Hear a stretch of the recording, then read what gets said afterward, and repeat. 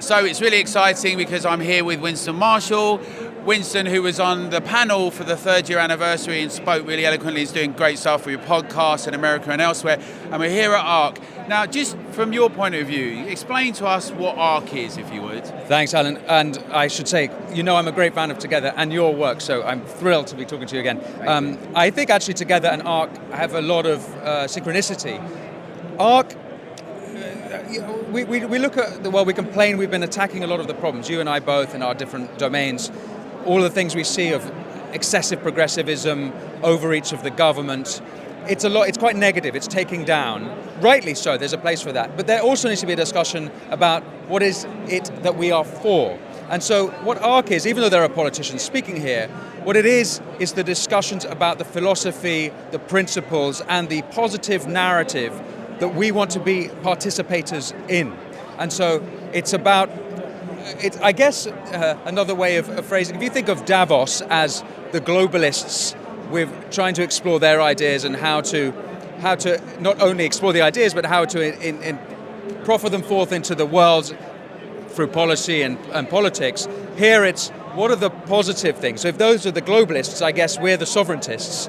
If those are the ones who are somewhat totalitarian and about the state doing more, as you see with environmental stuff, we are more about the responsibilities of the individuals.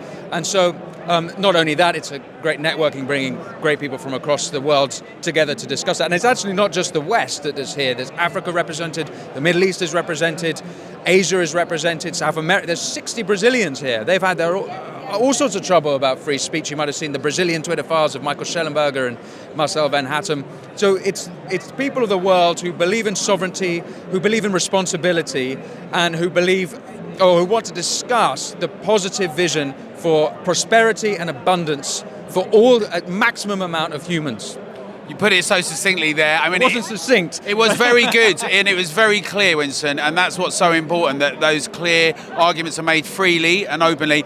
You talk about Michael Schellenberger you've worked with. It's funny, I feel like I'm at a kind of, as well, you said Davos type, the opposite of it, but like almost Cannes Film Festival, I've got into the lift and who's in there but Michael Schellenberger, he jumps in an Uber with me, of course he does, right? It's exciting because you and he and many other people here have helped shape and challenge some of the issues that we're facing with. Together we're really passionate about the public getting out there. We're very, very interested in networks internationally, but also, as you say, sovereignty and what we're going to do. We saw on Friday J.D. Vance speak about free speech. What's your prognosis about how much we can do on that matter and the America effect for here, Winston? Well, there's two major, there's so many different problems when it comes to free speech and censorship, and there's so many different laws that curtail our free speech. You could talk about the online safety bill, you could talk about various non-crime hate incidents, but if you were to zoom out to a low definition view, I think there's two big problems. There is the top-down, which is all of these laws and regulations, the Digital Service Act coming from the EU, I could go on. And the other problem is the ground up, which is that there's actually a culture, certainly in Britain, against free speech. People are pro-censorship. And so even though here this may be a lot more sort of politicians, people where we might argue against these, what I would say are tyrannical acts and tracks in law, I think when we talk about everyday people, you've got to have the conversation, you've got to argue the case why free speech is good in every walk of life, in every domain, because if the people decide, actually, we are pro-free speech, then the politicians will eventually have to listen. So I think there's two attacks here, two lines of attack. We're all with that. It's up to us, it's up to you, we the people. Winston, thanks for talking to us. Great work, and thanks. Great work to you, Alan. I'm a big fan.